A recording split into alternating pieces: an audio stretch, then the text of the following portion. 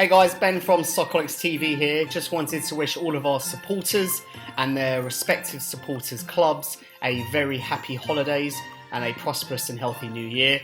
Got to say, what an amazing start to the season it has been.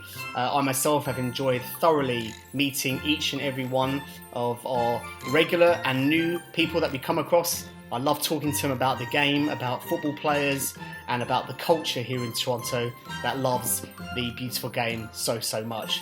So without further ado, I want to just list off all the clubs and their headquarters and give out big shout outs to those. So first we've got Arsenal at Midtown Gastro Hub, my team, the Gunners. Manchester City at Opera Bob's, Man United at the Firkin on Bloor, Liverpool at Scallywags, Tottenham at Scotland Yard and their kind of smaller group of delegation people at the Dun Right Inn on Queen Street. A new team that we've done this year so far, Aston Villa. It was a great time hanging out with them. They're at the Peacock and we hope to come across Crystal Palace and Newcastle also at the Peacock in the coming year. Big shout out to the North End podcast. Those boys have been great. Barcelona at the Crooked Q. We haven't got to these guys yet, and we don't know if we will because they are a bit far away. But Rangers and Celtic in the Scottish Premier League, they are in Brampton. So hello to you. Thanks for your emails. As I said, we'd love to get to you, but we just don't know if we can or not. And let's just review the season so far. What an amazing season it's been. Liverpool are leading at the top of the table. Now, 3 times before, they have gone into the Christmas break and have yet to win the league come May. Can they beat that result this year? Let's hope so. Mauricio Pochettino got sacked from Tottenham. We didn't see that one coming. And who did they bring in? The special one, or the chosen one. Jose Mourinho is back managing at the top level in the Premier League. So far, he's done pretty good. He's got the best out of Harry Kane, Son, and of course, Dele Alli. What an amazing turnaround he's had.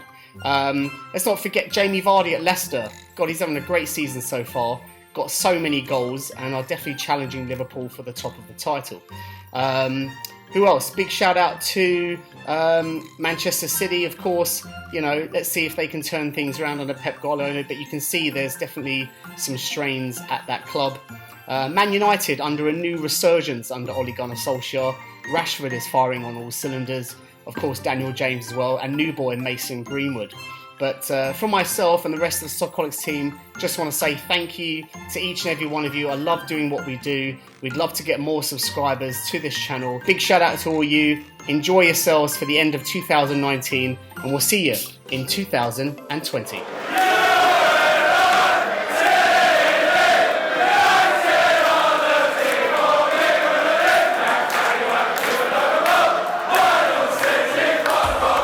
How unhappy have you been with the way Man United have been playing since Alex Ferguson's days? You've had now 4 managers since then, a whole new team. Are you upset with the Man United is not the Man United of today? Well, I think today was a great game. United played well, they were fast, they were passing the ball around, they were moving when they were off the ball, and I think this is a renaissance. Really? The team, yeah. All right. I really do. I mean, the potential is there. We have some good players, but we just need a little boost. We've had some bad luck with injuries. So I never give up with United because they always come back. It's wonderful! It's wonderful! It's wonderful! It's wonderful! It's wonderful! We could be at the top, not halfway down, you know.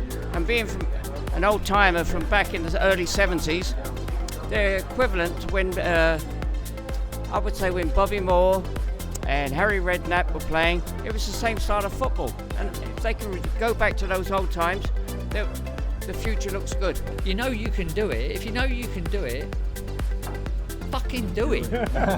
All tenders in the sky!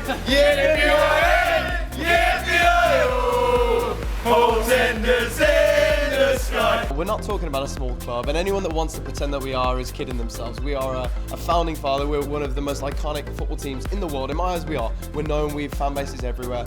And if we are able to start playing football like you'd expect. And to see a game through, if Dean Smith can start realising he has to, 22 million's great, but if he's not performing, he's like any other individual on that pitch or off that pitch, you take him off.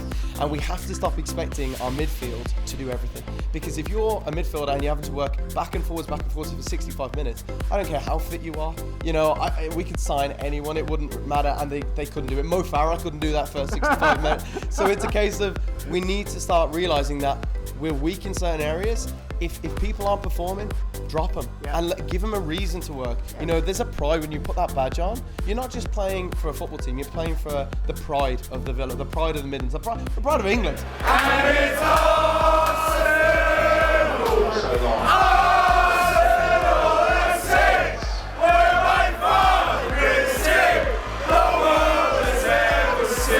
what does Arsenal need to do differently away from home to regain that mystique about the club, that fear factor? It has to do with that grit. I really feel like that's something over the years that we lacked. It was that ability to just grind out matches. And I've seen glimpses of that this year when we went on our 23 win run, unbeaten streak.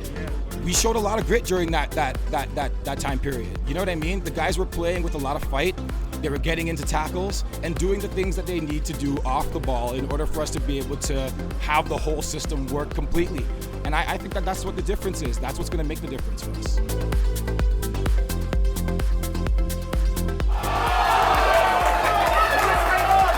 For what he's given to the club over the years, I think it's a little bit understandable. He's made them billions, and he's also played where he's won them so many trophies. So if the hierarchy decides to give him that 1 out of a million clause, and I think he deserves it. And also, Messi's not that player, and he's also mentioned that he doesn't want to go to another club. Maybe his Argentina hometown club, and we've also heard rumors recently about MLS.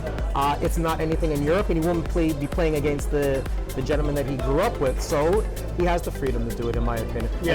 I think he's earned it. Yeah, it's a little bit different from maybe Kawhi Leonard for Toronto, but even with that person won us a championship, now they're free to do their own thing. Yeah. I think with Messi winning us numerous championships, of course. he has that freedom to do it, and I have no complaints as a fan.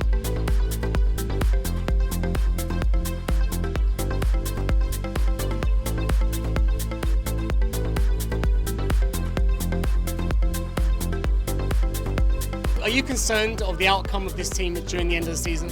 And is Pochettino going to stay, or is he? What's going to happen with him? Well, I grew up in the mid to late 90s watching really poor Tottenham teams mid-table, so I'm just this is like I'm used to this anyway. But I think Pochettino deserves our loyalty for what he's done for us. He's performed a minor miracle really to keep us competing at that level with teams who've got far bigger budget, bigger resources than we have, and he's performed a miracle, and I think he deserves our love. And I remember him on his knees crying in Amsterdam, and that's like, he's my boy, so I always back him.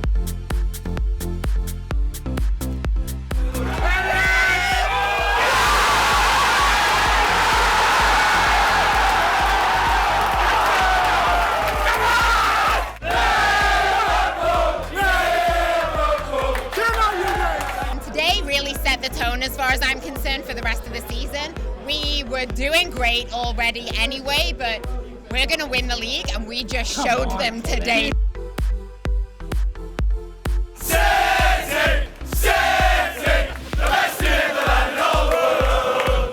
City, you can't count them out. Liverpool is really, really good at one thing: losing leads, losing points. Yes. And December's coming; it's here. And you better believe, I'm talking right now, City is gonna eat you. End of the season, and maybe they're gonna be showing this as like season reviews. Oh, laugh at this guy. This is Man City Toronto Fan TV. But I'm saying one thing: you should be scared, because it's happening. Unless Michael Oliver's got something to do with it, it's happening.